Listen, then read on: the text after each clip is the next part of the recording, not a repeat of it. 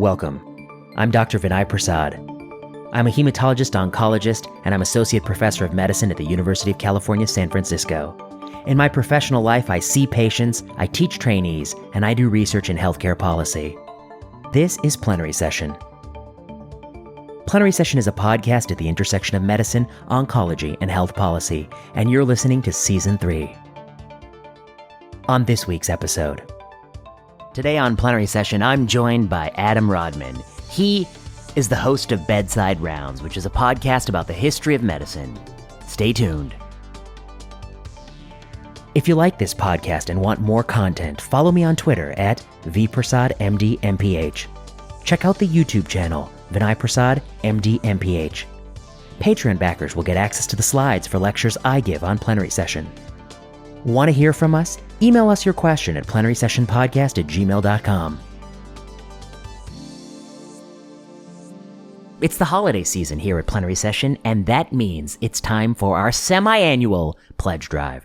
That's right, Plenary Session is supported by Patreon backers. You got to go to patreon.com, find Plenary Session, and if you are a plenard, if you're a fan of this show, you need to donate to this show to keep it going. Plenary Session has no other support. We don't do advertisements. We keep it pure, and so we are supported by small backers. So if you enjoy this podcast, you should support the show. If you don't enjoy this podcast, you shouldn't support the show. I wouldn't recommend it, only if you enjoy the podcast.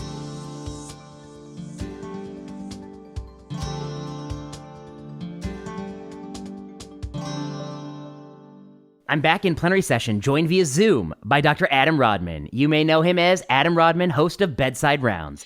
Adam Rodman is a podcaster. He is an OHSU internal medicine resident graduate, and he and I overlapped for about a year, which we were talking about, and we ran into each other several times in that year.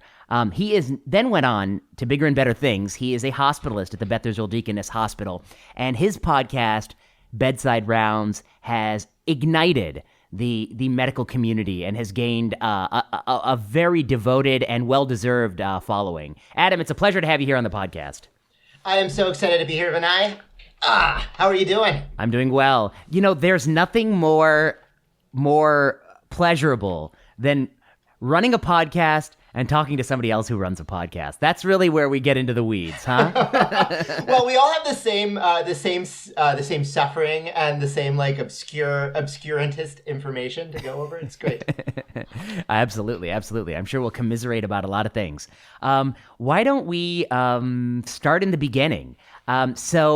You know, I knew you a little bit as a resident, and, I think your interests at that time were, of course, general internal medicine, hospital medicine, and even global medicine. I almost said global oncology because I'm so embroiled in oncology, but, global general medicine. And along the way, when was it? I think it was around the time I met you that you were just launching Bedside Rounds. Yeah, maybe the year before you met me, I actually launched it. And I don't think it really existed. I mean, back when I launched Bedside Rounds, medical podcasting really wasn't a thing yet, right? No, it wasn't. It's not like it is today. And the podcast didn't really exist in its modern format at the time. So, I mean, I was you would appreciate this. I was a little bit of a pain in the ass as a resident. I was very questioning of Yes, everything. And I've heard some people, I know some people like that. Yeah. Well, I mean, when anybody says something very confidently, I want to know why they feel so confident. Yes. And it's okay if people express something and they admit that they don't have the strongest knowledge, and that, questioning that in residency is not the greatest way to make friends and influence people. Yeah, I agree with you. So you always had that kind of myth-busting streak, that kind of element in your interests. But and I listened to you give a talk on this recently because you put it out as a Bedside Rounds.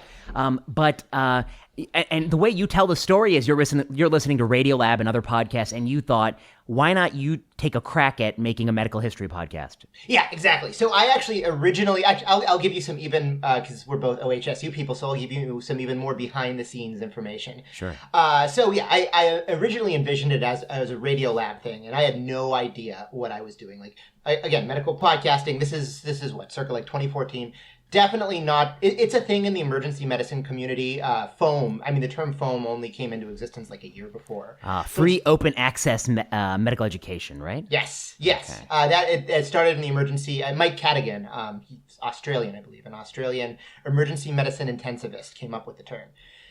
So this is all very new. I didn't have any role models to do it. So NPR podcasts like Radiolab were my role model. And I made a couple podcasts and I actually showed them to a mentor at OHSU. And what they told me, they actually, I won't name any names, but they told me that they were deeply concerned that I was spending my free time doing something like this. And this is what they recommended that I do instead. They're like, if you have this extra scholarly energy, you should put it into something like starting an OHSU specific medical journal, which is the stupidest idea. Oh, that's super stupid. Yeah, there's no doubt about that. No one is ever going to read that journal if it ever existed. It would be it would be in good company in journals that no one reads. Well, that's the whole, and not to say that like circa 2014, there were not a ton of people listening to my podcast back then. Like 20 to 30 people were listening. Okay. But like from an impact perspective, I mean, my listenership now, each episode gets about 30,000 listens in 60 days. And I think that's more than most journal articles out there. So actually, I know it is most. I mean, I think that's probably on par with JAMA. New England Journal probably ekes out about 70K per for a popular article. But yeah, I think so. You're on par with like the second or third biggest medical journal out there, right? Well, it shows. I mean, to me, like this was a big lesson for me because as a resident, especially as an intern, I really looked up, for career advice to other people. And it turns out that discouraging somebody from getting into medical podcasting in 2014 was not good career advice. It's like being opposed to the printing press in circa 1300 or something like that. Yeah. Yeah. And I mean, and now, I still make the podcast. I'm still a bit of a pain in the ass. But this is also I'm pretty passionate about podcasting as a type of asynchronous medical education. And there's actually research that says that this is what we are doing is the dominant form that internal medicine residents at least use to learn about medicine outside of the hospital right now, which is pretty crazy and pretty exciting. Yeah, no, I think that's really well put. I mean, I guess I struggle to understand, because I am somebody who in part agrees with these people in the sense that, a big chunk of my day is spent working on journal articles. So, I'm doing that a big chunk of my day, and, we're putting out maybe something like 20 to 30 a year. And a big chunk of my day is wasted, unfortunately, on that cesspool of a website, Twitter. And then some chunk of my day is spent thinking about podcasting, and then I'm thinking about some other things that I don't want to tell you about. I'll tell you about sometime, if you're interested, about how to get the word out there. But I guess my general view of it is, I mean, why would you not want to take advantage of a media to reach people in a different way? That's part of it. And then the other part of it is, how do you consume media? Because I do like reading articles. Don't get me wrong. I love them as much as anyone I think could possibly love to read articles, which is a weird, thing. But I can't do it all day, every day. I totally burn out. And when I'm driving in the car, when I'm going on a super long bike ride or going for a long run, I want to listen to something different. And so, I'll just tell you, for me, it was a legal podcast that kind of flipped the switch in my mind, because my opinion of podcasting was prior to then, and I don't think I wasn't an early Bedside Rounds devotee. Forgive me. I didn't think I even knew it existed. But prior to me launching, my understanding of podcasts was I thought they were only for the general public. That was really what they were. Then I listened to a legal one that was really technically intense. And then I was like, oh shit, you can make a podcast that's very technically accurate for people in your field. And that was kind of what interested me. And I started in 2018. You started many years before me. What are your thoughts? I mean, you also, you still scribble. I still see you. You still publish articles. I'm not like you. I publish like 5 articles a year. Okay. So it's not, journals are never going to go away, right? For like research dissemination, for original research, journals are going to be there, and they should be there, right? That's one of the roles of medical journals. Now, I think we would both agree that a lot of things are published that probably don't garbage, need to be published, total garbage. That's right, Surgisphere forever. So I'm not saying that everything, but like medical journals they've had a role for the past 200 years. I don't think they're going anywhere, but podcasting, and this is where I'm getting, now you're asking me to talk about my research, which I'm very excited about. Yes. Podcasting, from what we know, and this is purely from, like, just to talk about the domain that I'm talking about, in terms of an educational purpose, whether that's didactic or educational, like what Plenary Session is. I think it offers our research suggests that it offers a lot of things beyond what people get from just reading journal articles. And some of those things that residents will talk about, and this is from our qualitative research, is they talk about role modeling or professional identity development. For me, things like skepticism, these soft skills that are so important, clinical reasoning, right? Things that we really struggle to teach on the wards or struggle to teach our learners, people are picking up from medical podcasts. And I think that's one of the, everything, I don't know how much you know about the medical educational literature, but everything wants to be quantitative, right? So everything's knowledge transfer, right? Like make a multiple choice test. How was that different after you did a podcast? But there's all of these other important skills that you cannot measure with multiple choice tests that I think people are getting from podcasts that I'm really excited about. That's interesting. Okay, so I mean, as somebody who spends a lot of time thinking about rigorous evidence, when I look at medical education evidence, I want to rip my hair out because it's often, low sample size, innumerable sort of classical problems. And if you had that kind of inference for a drug you're giving on the wards, you'd soil yourself with the uncertainty. Yes. But your point is well taken. I mean, I guess I have couched it a little bit like one of the goals is entertainment. And I have to admit, your podcast, in addition to other things, is entertaining. And we'll talk about, I think, the different styles of podcasts because I want to pick your brain on that a little bit. But I mean, you're putting out an entertaining hour, half hour of a show. It's like a radio lab. It's something that you're frankly, sometimes you would rather do that than watch a TV show or movie. That's one. Two, education. You're giving people a history lesson. You more than me, of course. You're almost an amateur historian at this point. I mean, you spend a lot of time in those horrible library stacks looking at old dusty tomes. So you're giving a little bit of history, and that's something that I think a lot of us in medicine, we always wanted a little more of. And it's just there's not that much room in the curriculum for it. It's filled up with Krebs cycle and things like that are super important like that. And then the other thing you do is you talk people through uncertainty. How do you make decisions? And you use the word epistemology a lot, which is really what you are interested in, I think, which is why do we think we know what we know? And so that's an educational part to it as well. And so, and I guess now you want to say, you like to emphasize that educational part as well. Yeah. And so getting to, I'm going to use some of my own terminology. Sure. One of the we talked about FOAM earlier, right? Yes. Free open access medical education. The idea of FOAM. FOAM. I hate that term, but go on. I hate the term too. Oh my God. FOAM, yeah. So I don't like the term FOAM, but it is very historically important for what it is. Sure. And FOAM was started in the emergency medicine community. This idea that there's no reason to have things behind paywalls. Now, they reference articles that are behind paywalls anyway, so I don't know how effective that is. But still, this idea that things should be free and open. Of course. To me, what is unique about what we are doing and about this movement that is happening, and like a dominant movement, right? Like medical podcasts and YouTube, those are actually, both of them are much higher than textbooks, is that these are being created by individuals who are outside of formal medical curricula, who are outside of publishing companies, right? The vast majority of these, it's not like Walter's Kluwer. Like, they have Up to Date, but they're not out there making a podcast that everybody is listening to. No, they suck at it. When they try, they suck. Good. Right. Yeah, so what is it? What is it that makes the most popular medical podcasts special? And you said entertaining, and I think that is one of the things that it is, right? The people who rise to the top are effective teachers. They're entertaining. They make it fun to listen. But I also think that there are, you get a... Especially, no, go on. Yeah, authenticity. I think plenary session also, there's a little heterodoxy, right? It's authentic to who I am, and yours is authentic to who you are. I mean, and people. I mean, it's everyone's free to go to be. But I will say one thing: your podcast is more authentically you than the New England Journal or Elsevier Saunders is authentically anybody, right? So we do have that. We have personality, and I think that's true about you also, right? So it's funny. I'm sure this happens to you. So frequently, especially at my own institution, interns will start, and then people will talk to me like they know me already, and it's because they spend so much time listening to them.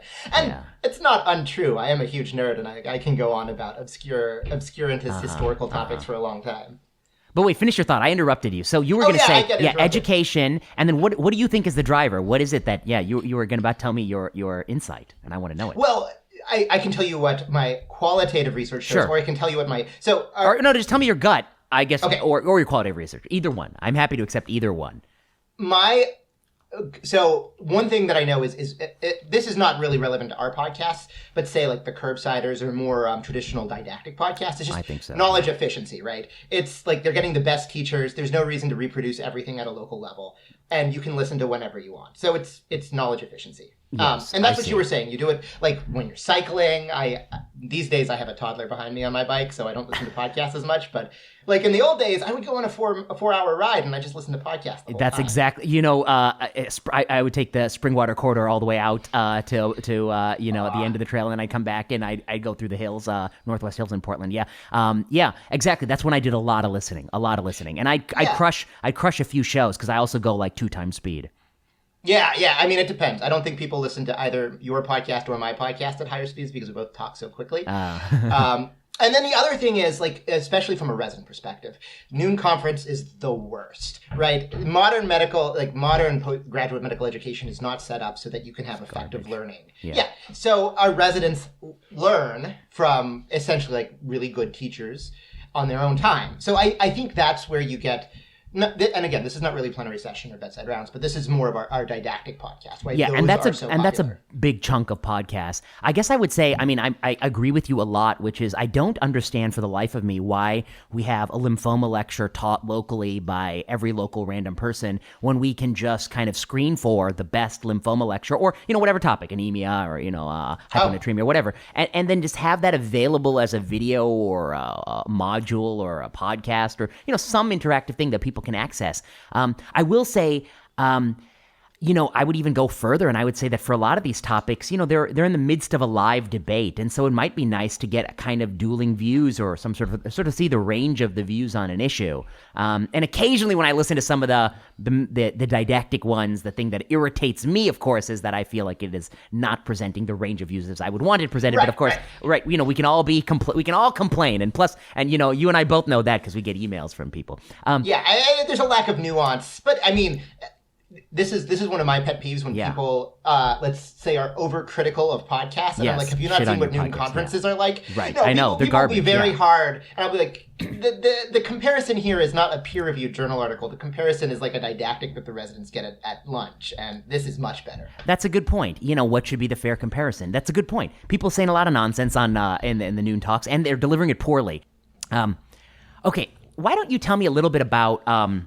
The thing I've been curious about yours is, we both make podcasts, but that's about all our podcasts have in common, frankly. Because, I think I hope that, I like to listen to yours a great deal, actually. So it's not to disparage. I think they're just different. They're different things entirely. I mean, you're putting together every month a very, very well curated, cut product. It's really like a filmmaker splicing the scenes, and I don't know if the listeners will fully appreciate that, but when they listen, there'll be many, many pieces of music, many, many fade-ins, fade-outs, many cuts, many interspersing of you, a guest, somebody else talking. It is like Radiolab. I mean, Radiolab is a production. When people like me and a lot of other podcasters put it out, it's just a different product. It's first of all, it comes much more frequently, for better or worse. Some people say it's worse because they are sick of listening, but it comes more frequently. It's mostly an uncut interview with very minimal edits. And then I do something different than I think a lot of people, because I actually do monologues and things where I rant extemporaneously. And I think I would say the most common podcast format, if I were to look through the whatever million podcasts out there, is 2 people having a dialogue and there's a rotating guest every episode. That's the most common. I've done research on this. I can tell you what the most. Okay, actually, tell me what are the yeah. So and then the last thing is like the didactic curbsider stuff. So tell me, so what does it look like? What are the most common types of podcasts? Where do you put yourself in? Yeah. Oh yeah. So you're actually correct, right? Okay. So if you look at the data, and this is from the coding, I sent you the list, right, of the I think the top medical podcasts. In the unfortunately Plenary Session, not listed there because it was under science and not medicine. Oh no. So I don't only know if you're listed in medicine, yes, a dialogue as you say. So and why the hell am I science? I want to be medicine. Damn them, Apple. I can show you how to change it. Oh, okay. I will. You choose yourself. I know exactly what happened with you. It's when Apple you guys signed up right before Apple rejiggered everything, and I don't think you ever switched to the new system. Fuckers. That's neither here nor there. Okay. I don't remember. Oh, yeah. So, this is let's take this a little bit broader than just podcasting and talk about what I call organic digital education. Anyway, Okay. so that's any digital education that's coming from independent sources. Ah, I see. Not institutions. Got it. Not okay. institutions. Yeah. So, there is so much creativity. So I'm going to pivot to talking about tweetorials because I'm sure you realize this, that you are one of the first popularizers of the tweetorial format, you and Daryl Francis. Yeah, I think we were one of the first two who I don't know who. I think Daryl may have made the word, but I quickly used it a lot. Yeah. Well, Daryl used the word tweetorial as a synonym for what was called a tweet storm. So I did a research paper on this, and then you were the first one to do a tweetorial in what I would say is the traditional format, which is as a didactic exercise. I see. Okay. Good. But so tweetorials have existed since late 2017. Okay. And in the year 2020, twetorials have blossomed into all of these different creative ways, for better or for worse, but of people using Twitter for education or for other purposes. Yeah. And the same thing that you point out with podcasts. If you look at the early medical podcasts, just say in 2012, they're not they're not particularly good. But 8 years later, it has blossomed into, you can listen to your podcasts are a mashup of, as you call it, rants plus interviews. Yes. That's very free form. You have something like the Nocturnus, which is basically like a story slam. You have my podcast. You have every single thing imaginable. I see. Because you have the space to be creative and experiment and see what works. And for better or worse, the audience will not listen if it doesn't work. It's not like a noon conference. You don't have a captive audience. I've tried so many different things. I tried other segments.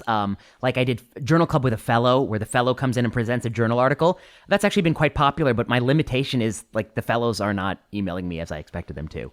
My other thing I tried was doing board review questions with some of the fellows, because I always found that those dialogues were kind of interesting and fun, but I got so much hate mail about it. All these people were like, why are you doing a board review question? I can just read it myself. And I was like, well, screw you. We were saying things that were not in the boards. But anyway, I ended up, and it's also a lot more work to do those kinds of things. So yes, it is. That is true. More work. And I guess the other question I had was, you're talking about medical podcasts, but I guess if one thinks about podcasting broadly, am I incorrect? I think the Rogan podcast is the most common podcast form. There's this one guy who's in every episode, and he keeps circulating the guest, and they just talk for some period of time. Am I incorrect, or you haven't looked at that explicitly? I don't know. So I don't know overall what the most common type is. I just know within medicine, which is usually similar to the Rogan, but with multiple hosts. I see, with multiple hosts. Okay. And, okay, interesting. Your podcast, how much work is this taking, to put out an hour of audio? So 15 hours probably of work, most of that research and writing. Recording, I don't put a lot of effort into recording. And then what about the editing and splicing and all that business? Less than you think. Probably 3, if it takes an hour to record, 3 hours to edit. You do it yourself? Yeah, I should get someone else to do it. I am a control freak. And what about, how has your institution rewarded you for doing this work? Is it your scholarship? Yeah. Yeah, so I am now the director of, oh my God, what is IMED? So it's the IMED initiative, and it stands for Innovations in Media and Education Delivery. It's more that IMED sounds great rather than the acronym. Yeah.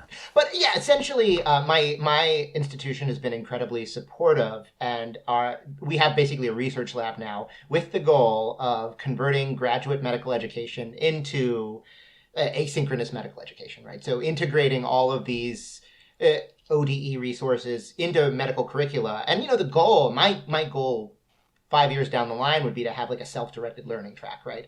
Where residents don't need to have this pre-built-in didactic, but can choose from a variety of sources that are good for them, that are efficient use of time for them. So that's why I'm really excited about all this, is I think there is a huge opportunity to, I don't want to say fundamentally reform medical education, but make it more efficient. Well, that's fascinating. So your vision for all this is when the residents, instead of going to their noon talk, people can just be I'm going to go get lunch, or I'm going to go for a walk, and I'm going to listen to an episode on, whatever, heart failure. Yeah. Or have more things that are built into the curriculum, more things that are hands-on and effective. So coaching or just time to decompress and eat lunch with their friends. Which I actually think is the single most underused thing in residency, is just time to actually just to chat.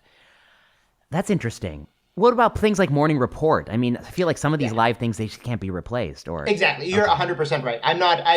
There are things that are never going to be replaced. I see. Right? And Morning Report, if done well, I think like you have the opportunity to talk through with faculty with real patients and to talk with your colleagues. That's really valuable. If somebody approached your podcast for the first time and they were like, I want to listen to like 5 episodes that will give me kind of an overview of the kinds of issues do you have such a list? I could probably come up with, but you know the sort of things that I'm really excited about. These would be like a lot of my epistemology. So it would be like the London Fog one? Yeah. So talking about that's like Bradford Hill, the Bradford Hill criteria. Yeah. And then I really enjoyed the 2-part series I did on Pierre-Louis and the numerical method. Okay. Those are the sort of things that I get really excited about. And that's where people should check in first. Okay. What about your... What have been the frustrations as a podcast host? What are the things that have bother you? Oh, now or historically? I guess let's do both. Well, we'll start historically. So I was not taken very seriously for a while, right? So when the reason you never knew I had a podcast is that there was hostility from my superiors as a resident, so I kind of kept it on the down low because I was a little bit embarrassed about it, right? So starting out. Even when I was in Botswana in my first years of faculty, well, I'll say everyone at the BI has actually been really supportive, but people were like, why are you wasting your time on this? And I initially viewed it as a hobby, right? I was like, oh, I am doing this because I enjoy it. So I think people not really getting, that doesn't happen anymore. Everybody gets it now. But back then, that was the beginning. And of course, time, I have 2 kids. I have not an academic career like you, but I have like a 20% academic career. So it's hard to work all of that in there. And I think podcasting is not taken as seriously as if I were writing, say, a book article, even though I know if I wrote a book chapter, even if I wrote a chapter for a book, like no one would read it. Mm-hmm. No one would read it. No, I promise you. As the author of 2 books, I can tell you people don't read. I think I get more people listening to my audiobook that I narrated on this microphone. Really? Ending Medical Reversal? Because you know that after I met you, I went and bought a copy of that book. And what do you think? Did you like it? No, don't say you didn't read it. No, I read it. Okay. I bought it and I read it. Read it. Okay. Yeah, and I read it. I actually referenced it I did an early episode about it. Oh, so shut up. So you know that it made this is like episode 11 or something. I'll have to check that out. Okay. Before I knew Adam at all, and I just, Sifu's your biggest fan. Yeah, of course. Yeah, he's your biggest fan. He's always tweeting at you. That's how I know he really likes your stuff. No, I think, and well-deserved. What's your biggest frustration? I'll ask you that. Oh my God, so many. I guess to be perfectly honest with you, the biggest frustration I have is people at me like I'm working on this for 20 hours a week, and I'm like, I'm working on this for literally 2 to 3 hours a week. It's like I just don't have time to do it. I mean, I'm already like stretched to the limits on everything else I'm doing, and so it would be great if I would put a transcript out, as I keep hearing. It would be great if I would have like bullet points of where you could listen to whatever you want to listen. It would be great if I could get all the guests they suggest I get. Like these A-level guests they think are going to come on plenary session. I mean, no offense to you, you're A-level, but I'm talking about like celebrities. Like they think I'm get some celebrity, some politician. And I guess I'm like, I don't know. I think that the core issue is that when you make it, you know what it takes to make. And when you listen, you think everything is possible. And I think my core frustration is when people don't see that connection. So that's good, right? Because people listen. So for example, I might have a 35-minute episode and people listen to that and they're like, oh, that's great. And they don't realize that there were like 20 hours behind the scenes. Well, you're spending, I would say, probably a few orders of magnitude more time on your episode than I'm spending. I mean, like when I do a journal club review, I literally read the article in 15, 20 minutes and I made some bullet points and I'm doing it. But I mean, it's just a limit. We all have our limits. Like you can't spend 100 hours or 1,000 hours. You're not Radiolab. You don't have a staff of 20 people. Yeah. Right. I have no staff. I mean, I have Kiana, who is spectacularly good, but this is not her sole lot in life, and it's not all she does. She does many other things, and that's it. And we're doing it on out of our own, like on a shoestring budget, out of our own pockets, and the only source of funding we have is the Patreon backers. We don't have advertisements. I wonder. So does Beth Israel actually help you fund the project? Do they No. And do they pay for your time? This iMed thing you're doing, does that buy you down FTE? Oh, yeah. So iMed as a whole buys down my FTE. I mean, my job description, however, is like as a research lab. So I'm about 2/3 clinical these days. 2/3 clinical. Then who funds iMed? The institution? Yes, the department.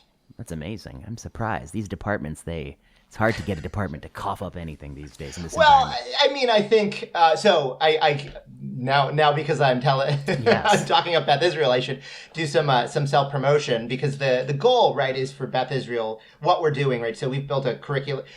I'll take a step back. One of the things that Beth Israel, and one reason that I really love Beth Israel, is that they're being really forward thinking about what it means to be a medical educator in the future, right? Yeah. It is not like we teach people to do chalk talks, all these like stodgy things that would have been appropriate in 1960. But to be a medical educator in the year 2020 means you have to be a native in a lot of these digital spaces, right? Even if you aren't creating stuff yourself, your learners are there. You need to know how to curate material. You need to know the basics of critical appraisal, because as you say, right, there's not necessarily great critical appraisal built into a lot of these things. So we've actually, we have a curriculum with our residents as part of their senior teacher work to teach them how to actually create like digital educational material. Interesting. And then God bless my residents, who are the people that we're doing all of our studies on. Guinea pigs. Our guinea pigs, yeah. That's interesting. So to come back to this, I guess I would say, I mean, one potential vision for your world might be you join medical school and there are a set of core lectures or content you get, but you have a choice. You could either watch a video, you could go to class, you could listen to a podcast, and you get some sort of core education from that. There are small groups and discussions, because that kind of stuff always keeps us engaged. That will always be in person, I would imagine, probably not recorded, because we want no record of what's said in those things. But I guess your vision of it is that why, do we constrain the way in which you can get the information? Is that a fair assessment?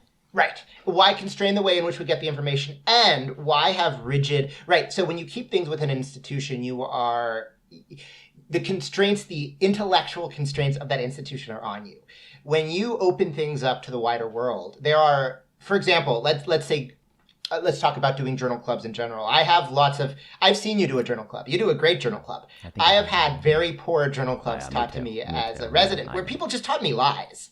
Like things that are not true. They're like this subgroup crosses one, so it doesn't work in that subgroup. Oh, I'm like, oh my God, you mind? Are you crazy? No, that's not how it works. My favorite is that I was taught to look at table 1 and to see look for the p-values. Yeah, look for the p-values, which we'd be like, oh, this is so suspicious. What, do you think they're lying about randomization? I know, right? It in table I know. 1? Are you crazy? Do they not understand it? Yeah. Okay. Yes. So yeah. I was taught that as a resident. Yeah, so I know.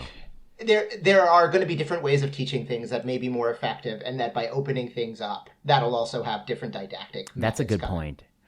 That's fascinating. Yeah, I agree with you that we were all taught those things, those mythologies, especially when it comes to reading, I think, trials, because the people who are teaching you didn't get taught themselves how to do it. I'm taught in clinical medicine too, right? I mean, I see people acculturated in medicine from an institution that has very little basis in reality.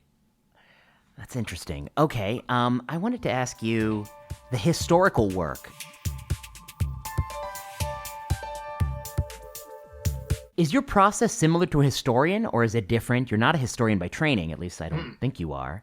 I'm in like the Hopkins History of Medicine course, but I can't do all of that all at once. So who runs it? Jeremy Green? Oh yeah, do you know Jeremy? Yeah, he's the. Yeah. I see. Yeah. So, what have you learned about history, like reconstructing history, that you did not know when you started? Oh yeah, that's interesting. Okay, so.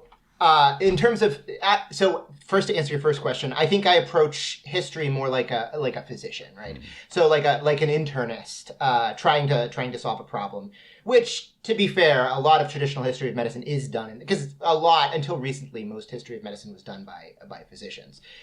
But what it has taught me is that a lot of things that we think are built on a very strong foundation are in fact built on a very weak foundation. And if we had like grade criteria for everything, everything that we take for granted, even kind of fundamental approaches to practicing medicine, are built on so many contingencies. And when you start to realize that, and realize that like even the structure of residency training, how it's just been baked in through a bunch of historical contingencies, you start to realize, there must be better ways to do things. So I think that's you could look at my podcast as exploring why the medicine that you and I practice today, why it ended up this way, and looking at all the historical contingencies that brought us to that point, and how arbitrary or how locked into a certain like cultural milieu they were. I see. Yeah, no, I absolutely agree. Historical accident is the real pillar of medicine. Why we do what we do. There's the basic science, there's the empiricism, and there's historical accident. And a lot of what we do is still rooted in historical accident.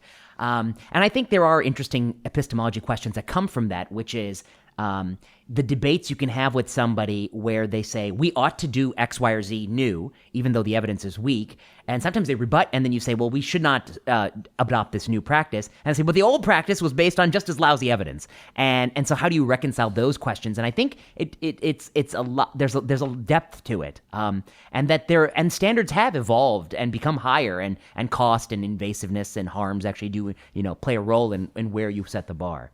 I guess as we'll learn today with the EUA, yeah. Yes. Oh, that is today the 10th? Yes, today's the 10th, yeah.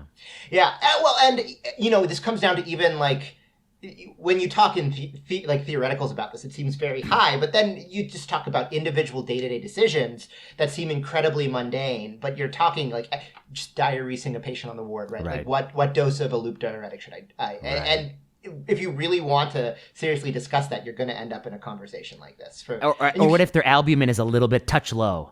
What do you use then? What do you do? Oh, boy. Could argue about that for all day. Yeah, all day, yeah. And you're not going to settle it, because ultimately you're dealing with weak evidence from a bunch of different epistemologies. Just make sure you replete that K. Oh, God. You know how to trigger me. No, my residents love to check twice daily BMPs on every patient who's touched by a loop diuretic. And then I'm like, you guys know when I was in Botswana, I was giving like 200 IV daily, and I was checking like lights once every 3 days. You just give them like 80 of potassium a day. They're fine. It's interesting. So here's a question for you. The field's interested in medical... Actually, before I make my question... No, I'll make my question. The field's interested in medical education, in my mind, have historically been general internal medicine, pediatrics, emergency medicine. They've come on. They're gunners in the digital space. I mean, they're probably ahead of everyone in the digital space. EM is about 10 years ahead of us, yeah. Yeah, they're really... It's all that free time they have on their hands because of their shift work. No, just kidding, EM. Love you guys. I actually think it's because they're a new field, right? They're a much newer field. Exactly, and it draws those sorts of people. Yeah, that's a good point. No, it could easily be. There's some fields that I don't hear much from. Neurosurgery, do they even have anything? Orthopedic surgery, it's quiet, all quiet. They don't have any podcasts. They don't, right? The list that I sent you. Yeah. So, what do you think's going on there? The similar thing is it relates to me also when people talk about low value care. In internists, you're finding every unnecessary folic acid blood test from the hospital. Meanwhile, in oncology, we just dropped $275,000 on a drug that don't do nothing. So every dollar you're saving, we're like blowing over here. Yeah. So this is pure speculation, but I think because you've named two surgical fields, yes. And I think that if you look at the divide, that it's going to go back to a very ancient divide, which is the difference between physicians and surgeons. Okay.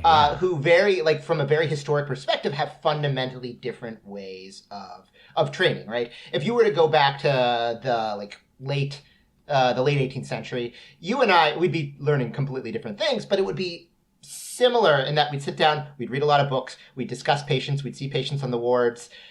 Whereas the surgeons from the very beginning would be learning in sort of an apprentice-style relationship with a experienced surgeon. And surgical training is, there's still a lot of that. And I think that kind of fundamental divide still exists. I see. And so that's why the way they conceptualize this education process is different, maybe.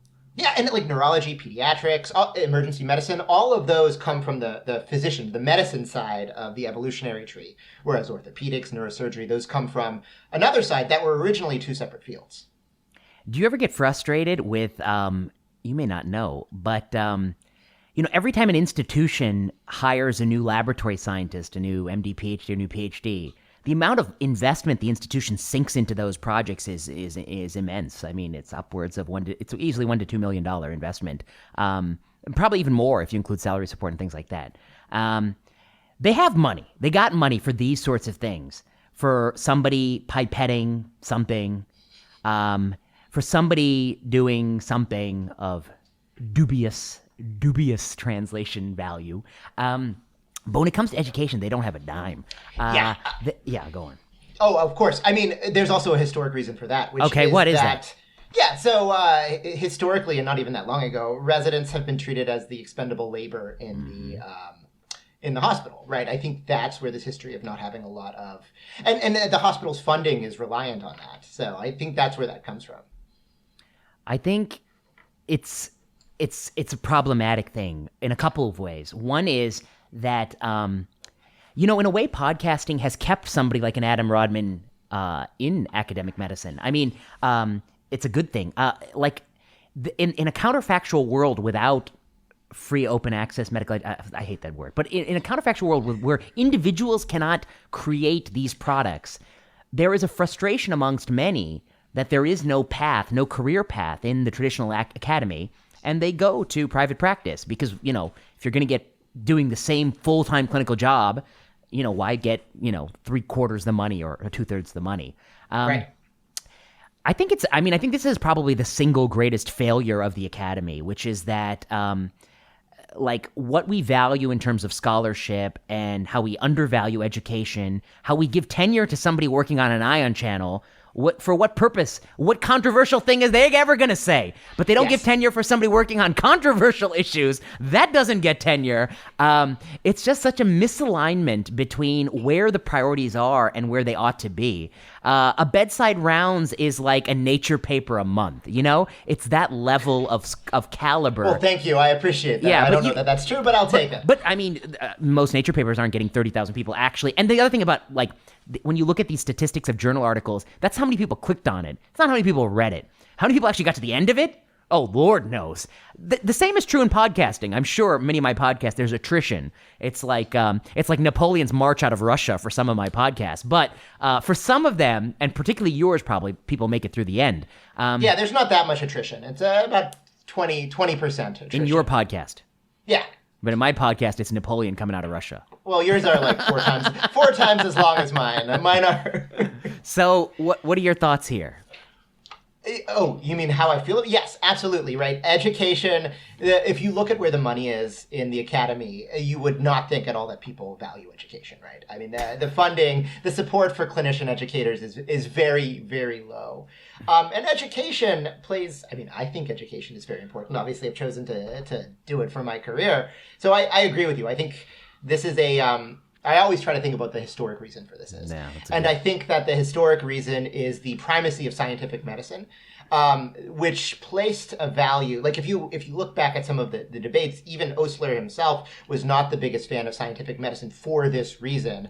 Osler, obviously a big advocate for using the latest up-to-date science in medicine, but felt that a pure focus on especially on basic science, got away from the importance of building relationships with patients and the educational relationship with the trainees. Mm-hmm. And I think that we made that decision in the early 20th century, and it's paid lots of dividends, right? I mean, scientific medicine has done wonderful things for humanity on the whole, but it hasn't done all good things all the time, and this is one of the consequences of that. Yeah, that's a theme of some of what I've written about is we prioritize mechanism over empiricism, and sometimes that leads us astray as well. It's also a great way to generate therapies, but it also leads you astray, especially when the two are in direct conflict and you raise the logic over the actual results of the study. That is a troubling arrangement.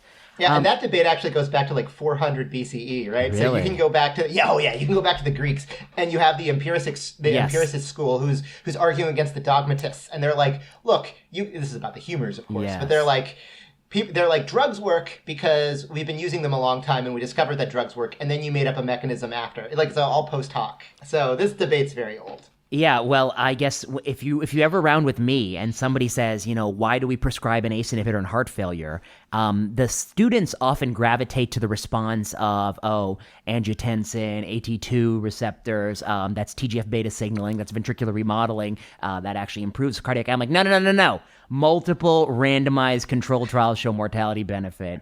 That's why we do it. Now, that little story you tell yourself to go to sleep at night, that may be the mechanism de jour of 2020, but maybe not in 2022. Yes. Let me ask you about that. There is, it's interesting to me because you're interested in this question fundamentally, which is why do we do what we do? That's often a question that you are asking. And the reality is the true answer is often the answer that you favor, which is the historical answer. The reason we do what we do is because this was a dilemma and they chose in this manner based on this available evidence at that time. The reason I gravitate to is the empirical answer. Why do we do what we do? It's what is the best evidence that supports this choice, and why does that evidence contradict other choices? There's a very popular movement, and there are a lot of good and mediocre practitioners of it, where they embrace the pathophysiology. And when I look at sort of the ocean of medical education, pathophysiology still captures the imagination of many people. Like, why does the hemoglobin go down on day 3 of hospitalization, or things like that, And I guess I want to say that many of the stories I read are incredibly compelling, and I believe many are in fact accurate. They're accurately the best explanation for why that phenomenon happens. But I'll give one analogy. Many years ago, we wondered why thalidomide and thalidomide derivatives work in multiple myeloma, and there were all sorts of stories people would tell. And then finally, with work that came out of Dana-Farber Cancer Institute, and in a couple of Nature papers, they elucidated some of the downstream transcription factors that play a role in this. And I would say that long story short, not all of the original explanations that were parsimonious ended up being correct when they were sort of vigorously interrogated at the downstream level. And so I guess I wonder, my question to you is, how do you separate just so stories, the Rudyard Kipling stories, the stories that make sense, from the stories that really have robust sort of perturbation at every level that really shows the story is rock solid? That's such a okay. So you've pushed. This is something that I've spoken about before, and this is like a fundamental tension in practicing medicine, right? So to put it in philosophical terms, yes. Like how do you square empiricism with physiology, with rationalism? And I, unfortunately, and this is what's happened is the more that I've done this podcast and the more that I've read like studies from the last 150 years, is that often there's not a really good, like you get to a wall, right? You get to two different reasoning points that are hitting into each other. And what you want, right, is often you want a really well done randomized controlled trial. It's never going to happen. And you just have to kind of muddle through, and that's medicine. And hopefully we can do that without acting too cocky and arrogant and pretending like we have great evidence for something we don't. Yes. So yes, I agree with you wholeheartedly. And often you will not get that good evidence. You still have to make a decision. And I guess, I think there are two issues here to unpack. One issue is, how does the doctor make decisions in the face of uncertain empirical data, which is often, in fact, according to one BMJ analysis, 50% of the decisions we're making. The second issue is, when we tell those pathophysiology stories, how do we know those stories are the most faithful synergy of the model? Because I recently had a student who was rotating my clinic, and this guy worked in a lab where they worked on why does thalidomide cause the malformation in utero, and this person has spent a great deal of time mapping it out. But when I really got into the weeds, this person was like, well, there are a lot of areas that we're still uncertain about. So how do you think about that? When you if you approach it. So this is a glimpse into my mind, which is that. At the end of the day, like, I'm an empiricist, right? So at the end of the day, physiology, I think, physiological explanations are post hoc explanations. Yes, I agree. Things work or they don't, and we make a narrative about why that works. That narrative may be true, right? I'm not saying that physiology is not true, but at the end of the day, things work based on our experience with them working, and we try to fit narratives as to why we do what we do. And that's my view of the world as well. Yeah, that's my view, and that's why I think... I'll just give you one example. There's two ways to look at a problem. One way to look at a problem is we have a chemotherapy regimen that has a survival advantage in metastatic, a certain type of lung cancer. this type of lung cancer almost never presents in a cut-outable phase, like small cell lung cancer.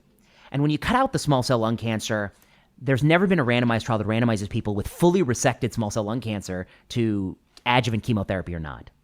Okay, so one way to answer this question is the biological question, which is, small cell lung cancer, there's always microscopic disease. It tends to be there. So if you give this, you're likely to kill off that microscopic disease in some fraction of people, and it should have a survival benefit. That's the pathophysiology story they tell, and that's, in fact, probably the reason why the practice is to give it, Then, a few years later, after they're doing that, they did a retrospective observational study that shows that people who received it were more likely to do better than people who didn't receive it. It's not a randomized study.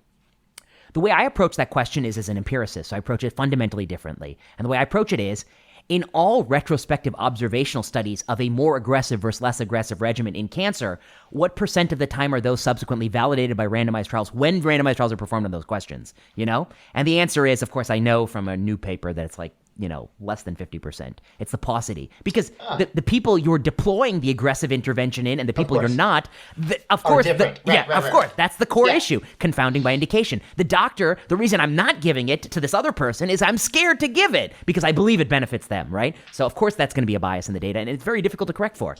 The next way I come to the question is I ask the empirical question. Of all the times in oncology history a doctor believed an adjuvant treatment was beneficial, what % of the time they were vindicated? And we actually did this analysis with Eddie Maldonado, who was a chief resident at OHSU, and Scott Parsons, who was a resident, and we have our percentage out there. Okay, so I guess the point I want to make is the current medical education model, because of, you're going to tell me about the history, because of the history of molecular and pathophysiology understandings, students are very well trained at that first explanation that we should give these drugs because whatever, XYZ, it does this in the cell. Students are not very well trained in those empirical questions, which take work. We have to build a data set of all these adjuvant studies or all these retrospective ob studies. They don't approach the question with that hat on. And so I think that we almost need a class in medical school called How to Handle Uncertainty. Historically, we've handled uncertainty with this pathophysiology hat. Now we need to handle uncertainty the way, you handle uncertainty when you deal in foreign policy with Iran. You have to handle it taking into account all the domains of life. Yes. Oh, well, before I answer that, I want to give you another example of, and I don't want to say pathophysiology. I want to say, let's talk rationalism, right? Okay. Because I want to, this is bigger. Yes, it's more than pathophysiology, right? Yes. Yeah. So let's talk about quinine, because I took a deep dive into the quinine literature, because we learned that cinchona was effective in treating the disease. Yeah, right. Yeah, okay. the disease that we would call malaria today. Yes. They did not think of it. They thought of them as tertians and quartans. We learned that was effective through, I don't want to say they were rigorous studies, but they were they were experiments, and they learned in the 16th century that those were effective. Mm-hmm. And then you can look at, so they found an effective medication to treat a very deadly disease. And you can look at how the rationale of why this works changed over the past 700 or 600 years. Yeah. And you can then see people are struggling to fit this into new nosologic or new epistemologic models. But they start with the fact that cinchona and later quinine works. Right, so the fact that it works clearly came first. I see, and then why changed. And I mean, if you think about it, we didn't know about the life cycle of the falciparum species until the 1880s. Mm-hmm. So we knew that quinine worked for a good 60, 70 years before that, and we knew cinchona worked for 500 years before that. Do you think the first randomized controlled trial was the MRC experiment of streptozocin, or do you go to James Lind? Where do you put? People always arguing. No, so, oh my God, this is actually really great. The first true randomized controlled trial was in the 1920s for the anti-streptococcal serum by Jesse Belowa in New York City at, oh my God, what hospital was it? I can't remember what hospital, but it was for anti-streptococcal serum. Shut up. Yeah, I'll send you the papers. Okay. Scott Podolsky has done a bunch of work on it. Okay. Fascinating stuff. So for anti-streptococcal serum, the first double-blind randomized controlled trial was the MRC. It was the MRC streptozocin. And then that was the first one published. It actually wasn't the first one done. It was the first one published. The MRC did 2 trials. The streptomycin one's so popular because it was a positive trial. They did a penicillium trial that was a negative trial, and that was actually the first one, but it was published after streptomycin. Streptomycin, sorry, not streptozocin. Yeah, streptomycin. What about James Lind? It was not randomized, but it was to some degree controlled. Oh, yeah. So James Lind very, very famously did his scurvy trial where he did not randomize, but he tried to, I mean, it's just like 2 paragraphs. He tried to fit people together as best as he could. So there was like 4 groups of 2 sailors who had scurvy, and then he gave each of them different treatments. So not randomized. Mm-hmm. It is a trial, and if you actually look, the Royal College of Physicians, their evidence unit is called the James Lind Society. Yeah, so James Lind, yes. I'm familiar with some folks in there, and I think Ian Chalmers is on the board. Yeah. Yeah, Jesse Below was really interesting because he was a big advocate of randomization, but then somebody did a randomized trial. So, like, if you go back to the teens, people did alternative allocation trials rather than randomization, and Jesse Below was the first one to randomize. But then he became anti-randomized trial when somebody did a trial that showed that anti-streptococcal serum didn't work. So, so in other words, he was the true original trialist. He was the true, because that's all they do now. It's like all made up. I think that's another challenge that I think is actually a very difficult to articulate challenge, which is that all studies can be criticized. No one study shows everything or shows a substance works under all circumstances. That's, by definition, cannot be shown. A study can only show a substance works under some circumstances. And then how you interpret a study, I think, there's no rule book that says how to. And when you have a lot of people who believe fervently in any cause, and you ask them to interpret a study, they will all find faults. Yeah. It's an inevitability. It's very challenging. It's very challenging to interpret studies neutrally. I feel like I don't even want to mention Danish Mask, but I think it's been misinterpreted in both directions. I think even by the editorialists, and certainly by others who say it shows that it doesn't work under any circumstances. And I tried to thread the needle in my little thing, but it's fighting the ocean. Yeah, and this gets to, as you say, we need part of our formal education needs to be about making decisions under uncertainty. And I have, as you have, right? I've criticized the term evidence-based medicine before, not because I think that we shouldn't make use of trials, but because it gives this false epistemology that's a triangle, where you just go higher and it's better data. And and I realize that is not like what Sackett and Guyot would say now, right? We have different ways of talking about evidence, but at least in my trainees, and in the popular discourse, I will see like this narrowing of decision-making, when in fact it's complicated, right? Yes, and I think one aspect of the pyramid that people don't fully appreciate is, if you allow me, I think the way the different levels of evidence apply differently to interventions you believe will harm somebody and things that you'll benefit somebody. So I always tell this, I don't know if you've heard me give this spiel, but I would say imagine a line, an axis. And on one end, you have the worst thing you can do to somebody, which is probably shoot them point blank range. And on the other end, you have the best thing you can do to somebody, which is the bus is about to hit him, you pull him out of the way, or instead you throw him out of an airplane but give him a parachute, right? So that's the best thing. And I want to say that for all the things on the harm side, and then the dead center point is like a neutral thing to do somebody, like give him a muffin. It's probably neutral, right? Eating bacon, that's on the bad side, but like odds ratio, 2-ish, 1.5-ish. And to be honest, there's so much wishful thinking in that data set that maybe it's actually closer to null, eating bacon. It's probably, it's got a lot of biases there. Smoking, odds ratio 20 on the harm side. So it's kind of out there at least for cancer, at least for lung cancer, odds ratio is the highest. On the plus side, stenting somebody with a MI, that's beneficial, and parachute is the most extreme. And the way I think about it is medicine is a unique subset of this axis. We're not asking the question, is drinking a bottle of benzene dangerous? We're not asking the question, is getting shot in point-blank range dangerous? We're not in the trying to screw someone over business. We're in the trying to help people business, right? So we're on the other side of the axis. And we're also not in the parachute business. Almost nothing we do has effect sizes that large, and that's been shown in a couple studies, but probably the best study is the Tiago Pereira study that looked at everything in Cochrane.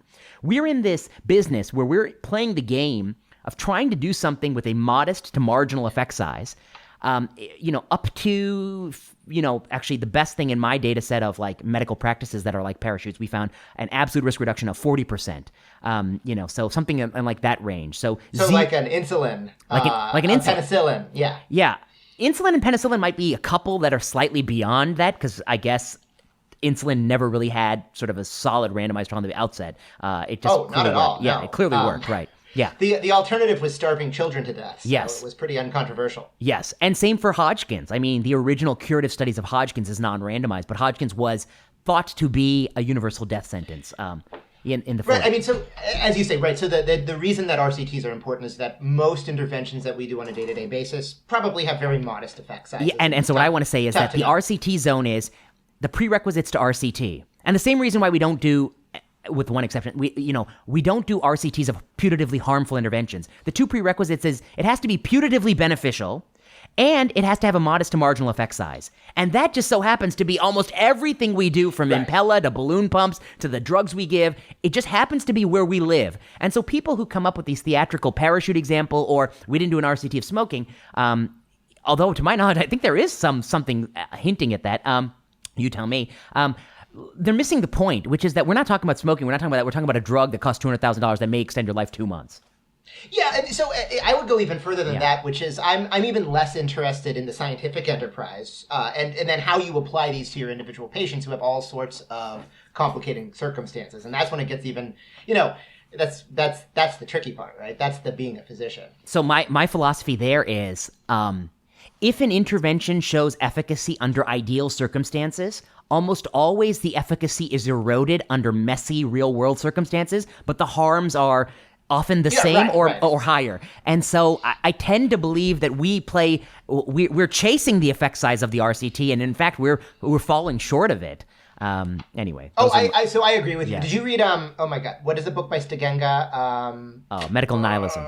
Yeah, medical. Yes, did you read Medical Nihilism? Yes. That's his whole. I mean, he takes it all from a Bayesian lens. Yes. But that's his entire argument, right? That across history, the effect sizes of everything that we do under ideal conditions is very diminuted. Small. Yeah. Yeah. And I would say I kind of like that book, but there are parts of the book that I was like, always my bias. I read the book. Actually, a lot of it is it uses a lot of formal conditional probability. So I found like a third of it very difficult to get through. Very, very difficult. Okay, so this has been a very enlightening discussion. Yeah, it went lots of different places, didn't it? It went lots of different places. That's what I like. I'm very interested by this. I'm grateful and glad you have. I guess one of the points that I didn't make that I should make is that what you did was much more courageous than certainly what I do. Which is that like you were a resident and you started a podcast and you really you persisted doing it in years or months where not a lot of people listened. And I guess for better or worse, when I started, I was at least known through Twitter. So like the first episode got some bolus of people. I think several thousands of people listened to the first episode. That's easier to do than what you did, which was you took something from literally the first grain of sand and made a pearl out of it. You really did that hard work. And so I think you deserve a lot of kudos for that. I think the second thing you do that's better than a lot of other people is, not better, but it's a different art. And I appreciate it, which is that you spend a lot of time on the back, doing that hard work so that the product is a really nice, polished product. And then the other thing that I really admire about you is that you're doing this, and everything you told me, you keep coming back to. If I were being interviewed about a podcast, I wouldn't say the word education as much as you're saying it. For you, education is a core pillar of what you're about. Isn't that what you're about, though? No, I don't think so. No, I'm about. No, that's not. I mean, I hope that some people will learn, but that's not my. I don't know. I don't view myself in that way. I'm a person with strong opinions, and whether or not you like him or not, at least I have my own goddamn opinions. And there's nothing I despise more in life than somebody who has no opinions. And I think life is richer. Life is richer when people have opinions, even when we disagree. And that's what I think. I think some of the thing about Twitter that irritates me is I see people arguing endlessly, and I'm like, you know what? There are a lot of people on Twitter, they're just regurgitating what they say on CNN. They don't have their own opinion. Yeah. And so, like, I want to take the people with opinions, even opinions who I hate and loathe and I argue with and I want to defeat, and I want to at least raise them up one to be like, at least this person's got the guts to go out there and say what they think. And so I respect that. Okay, so anyway, that's one of my biases. So anyway, I don't know how much of this is educational. Maybe the journal clubs are to some degree, but certainly not the dialogue. I mean, I don't know. That's for others to decide, but that's not how I would couch it. I would couch it in different ways. But you are an education guy, you're a history guy, epistemology. It's the best place to be. And I think, folks should check out Bedside Rounds. I'll let you get the last thoughts. What do you? I get the last. Yeah. Okay. Well, one thing that I will say, this is going to be my self promotion, is that IMED, my initiative, and Shreya Trivedi, I should say, we run it together at Beth Israel. We're having a national conference. There's going to be an in-person one in November. We had to cancel the first in-person one because of COVID. So January 22nd, there you can join us for our national conference. I want to come. You want to come? Let me give you the address. I was going to be responsible and have this, but of course I messed it up. If you want to listen to this, you got to Google Harvard Digital Education, Twitter, podcast, visuals, and beyond. I bet if you Google that, you're going to find it. Yeah, that's the first thing that comes. Digital Education, Twitter, podcasts, visuals, and beyond. Yeah, and the whole idea of this conference and the national conference in general, like, one, it's got skills sessions, right? Because I want more people to be, people who are creative, people who have great ideas, I want them to get them out there. But we're also going to go over, like, how you build this into your career as a medical educator. Basically, good. I want there more people, like, the more people, the better, right? Yeah. If you want to make an impact, people make the joke, like, I'm thinking about starting a podcast, and haha, everyone has a podcast. But quite frankly, if you want people to listen to your stuff in medicine in the year 2020 to 2021, make a podcast, make a YouTube channel. Those are the ways you do it. Well, I've tried the YouTube channel. I'm failing on that. But I guess Jeremy Setnar gave me a magnet when I made a podcast, and it says, I couldn't afford a therapist, so I made a podcast. Well, it is just you mostly, sometimes talking to other people, but what do you, actually, I have a serious question for you. Do you have a photo that you look at of another person when you're doing your monologues? No, I just, so how I actually do the monologue, I read the article and I open up a Word document. And the Word document, I just use the bullet point list. And I type in the first thing I usually look for is the medical writer, because I always say medical writer really annoys me. I think it's absolutely why are we allowing medical writers? This is the academy. Okay, so that's my first. And then I go through, I always want to just say, like, I have 5 points. So I just type that up. And then when I go do it, I use the bullet points to remind me, but and then I just rant. But no, I should have a picture to motivate my anger. No, but yeah. That's actually what a lot of people do. They, like the NPR journalists, when they record their solos, will have a photo that they talk to as if they're talking to another person. Really? That's the advice that I give people. Because a lot of people, when they do monologues, sound very stilted, so that's always my advice. Well, I was trying for years just between us, and I guess I could put this out there, but when I first launched the podcast, one of the things that delayed me was I didn't want to be a solo host. I wanted a co-host. And the podcast I really like, the dynamic is typically there is a more opinionated, stronger viewpoint, and then there's a more I want to say sympathetic viewpoint. They agree often, but the other viewpoint is more moderate, more centrist. And I really wanted to get that centrist because I don't think I represent the centrist. I'm slightly, I have my own view. I mean, I'm not talking political dimensions, but the axis. Yeah, of no, I know right. I know what you mean. So I wanted a straight, sober, centrist kind of anchor, and I just couldn't. And and also somebody kind of articulate and willing to, to speak to convey information, which I think is something we don't teach people, which is like to speak to hold someone's attention and talk succinctly. Yes. And yeah, right. That's the biggest thing that people don't get taught. But anyway, I wanted to find this person, but I couldn't find anyone to do it. And I think had I done it, my show would be more popular, of course, because I think that balance is what people like when they listen to other shows. That's what I like.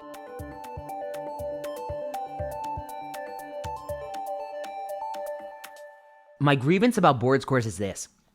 Everyone is so pissed off that they don't have their number, and they're all pissed off about all these other things. But I think the root of the issue is the way you pay the specialties. If you stop paying these specialties so much damn money, overnight, you will change what people want to do. Nobody wants to do some of these specialties that are making both. They're only doing it for the lifestyle and the money. You change the reimbursement to what we want in society, and then you'll solve all the problems. You won't need to rank these students to the umpteenth degree. You won't need to fight because there's plenty of IM spots. There's plenty of PED spots. There's plenty of family spots. Yeah. And that's what we need in society. And all of that stuff, that perspective has skewed medical education research. Because, and a lot of the products out there, right? Because they're all about getting better on your step scores. And I don't think those are the things that make a good, practicing physician for their career, right? Those don't matter. And yes, I agree with you. Not only do they make it bad to be a doctor, but there are many people so hell-bent on some of these specialties, they never take the time to learn the skills of the consummate internist because they don't need it in their career. I mean, they're really a technical expert in some very narrow niche.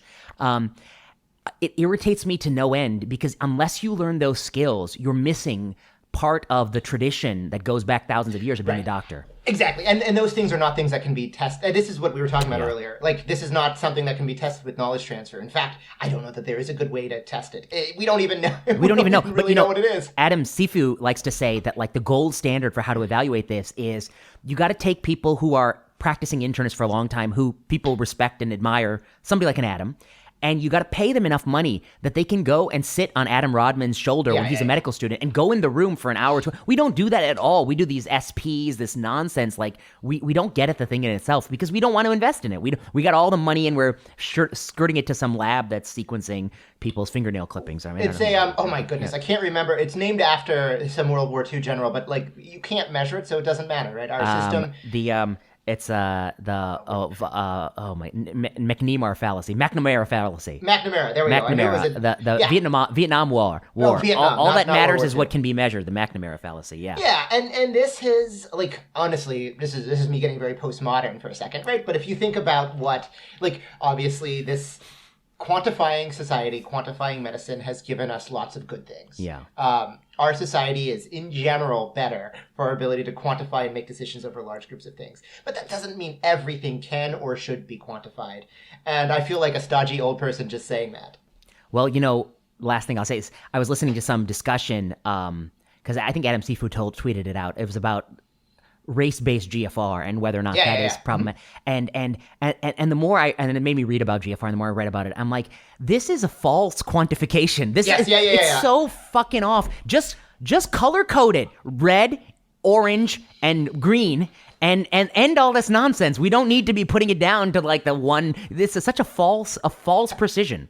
Have you heard of false precision? So this is, I had like a little Rodman's laws, and my Rodman laws number 2 is that just because you can put a number on it does not make it scientific. Yes, that's good. Have you heard of Bright's disease before? No, what's Bright's disease? So Bright's disease is, up until like the 1960s, was chronic kidney disease, right? Uh-huh. We only talked about pathologic changes, and we staged them based on the damage seen to the glomerulus, and it was called Bright's diseases and different subtypes of that. And it's only when we developed the ability to assay the creatinine that we started to redefine everything in terms of GFR, and then we start to make really important decisions based on this. Well, that's also problematic. I bet if you did most of those decisions, if they were randomized, they would find that these cutoffs they're no good. Oh, exactly. Oh, exactly. I mean, it's dichotomania. Dichotomania.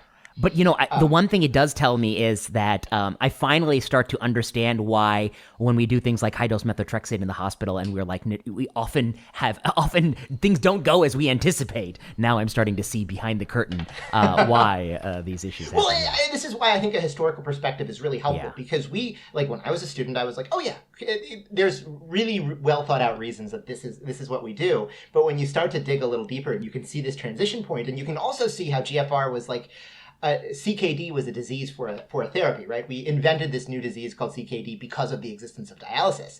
And you can start to see how these contingent decisions were made that are now, because we accept them as like a commandment, right? That we're having negative downstream effects.